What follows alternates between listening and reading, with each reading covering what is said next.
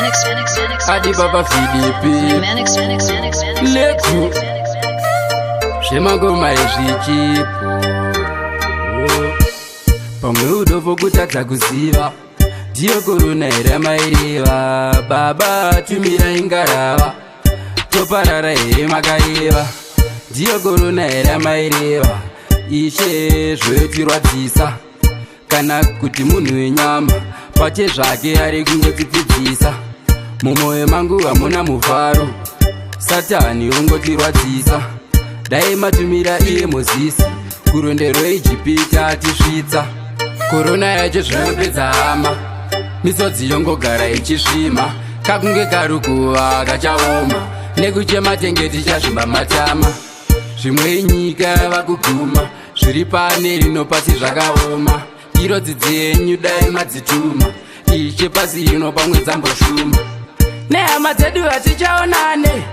nemaoko hatichamoresane chirwere ichi chaita tisemane pakuda mesise hatisi vatsvene pasi dandaro rufu wakunge mugariro namodzowandisa kudarika mufaro ichataneta nemutongo wafaro korona yacho zvinopedza hama misodzi yongogara ichisvima kakunge karukuva kachaoma nekuchema tenge tichazvimba matama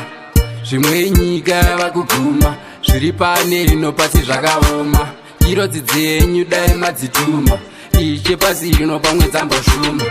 baba pasi yari gute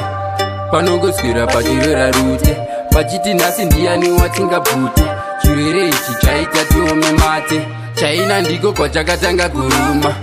kuita lichikapedza maroma kenani zviru zvevanhu chiri kutuma pasi rino shuwa dai tapfugama korona yacho zvinopedza hama misodzi yongogara ichisvima kakunge karukuva kachaoma nekuchema tenge tichazvimba matama zvimwe inyika yava kuguma zviri pane rino pasi zvakaoma irodzi dzenyu dai madzituma iche pasi rino pamwe dzamboshuma pakuda imi almighty god ishe matidzivirira kucovid baba shuwa chiririu kunge madhiriti ishe vakawanda vakaita teti baba selecta jige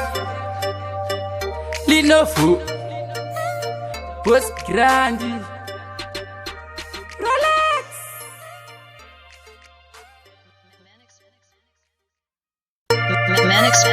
Adi Baba Filipi